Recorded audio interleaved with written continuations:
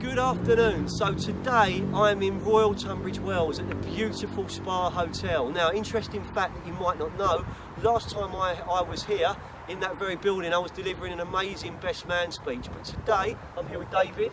David, good to see you again. Yeah, David McGlone. David McGlone is interesting. He's from American Golf, and if you don't know, and if you've not probably been off the planet this weekend, we had the Ryder Cup, and Europe, fair to say, they ran away with it, Dave, didn't they? Yeah, 70.5. They ran away with it. I mean, I watched bits and pieces of it. I mean, I love the Poulter, the old fist bumping.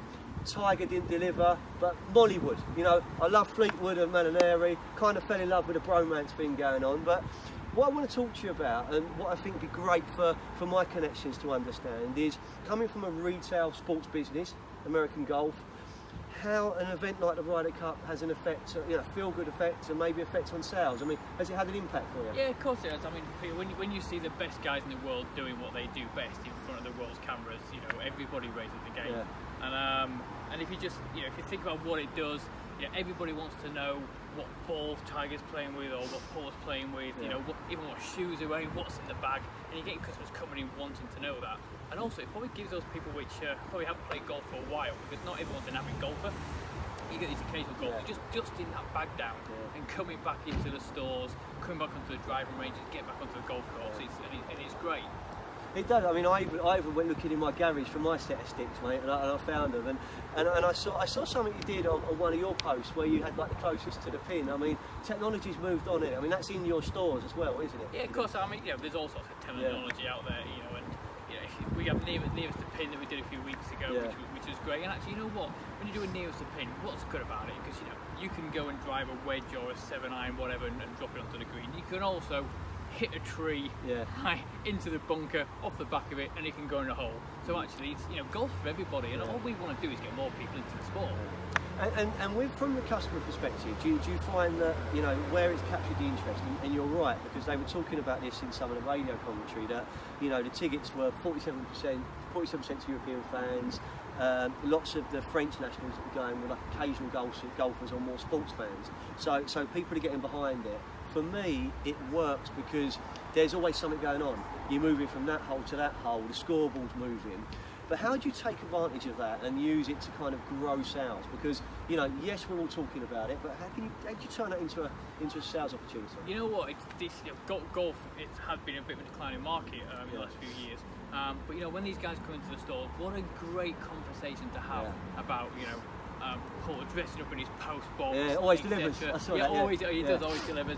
You know, the story about, you know, Tommy and where he's been in his past and how he's got back to where he's been playing now. All those sort of stories just resonate with customers, because actually it's just about telling the story and just understanding the whole game. And it's, again, you know, because we've won, you know, everyone's walking a little bit taller. You know, the guys in the stores are a bit happy. The customers are coming in. They're coming in on the back of a win. It's just re-energised them again. It did. I mean, even my missus was talking about it. You know, she was hearing it on. Me and the boys were watching it in the living room. She's going, "That sounds quite exciting. Like, and it's not football. What's the matter with you? Like, what's going on?" And it actually was captivating. You won't like me to say this, but you know, sometimes I watch the Open or the Masters, and it kind of sends me to sleep. Ryder Cup doesn't. It keeps me going. But another question, and this is more resonating back into my world, you know, so I'm recruiting, as you know, for builders merchants, I'm recruiting for kitchen showrooms, bathroom showrooms, luxury interiors companies. How can those business owners and those sales directors take advantage of a sporting event like that?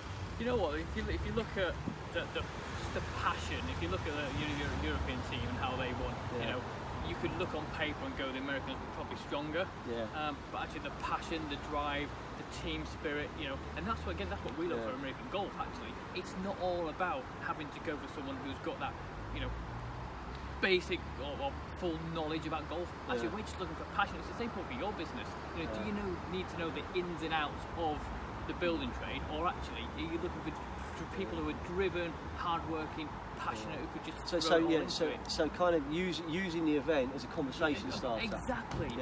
Using it as maybe a promotion or a way to, you know, I mean, listen, I'm a sales rep from days gone by. I used to go around the golf course. I don't know if I played, but I used to go around the golf course with customers, and on that journey, you know, from hole to hole, you'd occasionally talk about where they bought their materials from, and you do it there. But more often than not, I think from a day-to-day sales perspective, and you know, it'd be great to get other people's thoughts on this, being able to have a conversation about what's on the telly, who's won, who's competed well, what you like, what you didn't like, or what you didn't like. You're building relationships with a customer, aren't you? Of course you are. And I guess from you, it's the difference between someone coming in, just walking out with a putter, walking out with a ping hat and the shoes and the bag and a whole set of clubs, isn't it? It all starts with a conversation, and actually, if you have a conversation and it's it's just person to person, actually you're having a relationship, you build a rapport.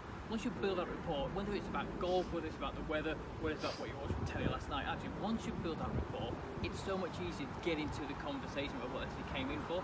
And in your region, your stores, your branches, I know you've been really performing with or without the Ryder Cup, and you've always said to me it's people that make the difference. What helps you inspire people? Because it's something you do very naturally and very well. It's what helps me inspire people. I think it's that it's that I have that passion, for golf. Yeah. I have a passion for people, and it's just having real conversations. And like you said before, Peter, it's about what happened on the golf course, what happened last night. Yeah. If I'm a real person, I'm talking to real people, I'm actually really interested in them. That's the key. Once you show an interest, a real interest, that then inspires me and inspires them to sort of do a great job. That's powerful, and that can move from any environment. And I get a lot of views on my videos from people from all different sectors. Not just construction supplies or KBB or recruitment, but from sport and from music, from media. And ultimately, we all want to talk to interesting people. You want to have fun, and I guess it just goes out there. But an example of passion is you didn't know you were doing this until about 5 minutes ago. No, I didn't. So you're here, you're doing it. Thank you. Good to see you, mate. Yeah. Take care. We'll be in touch soon. See you later.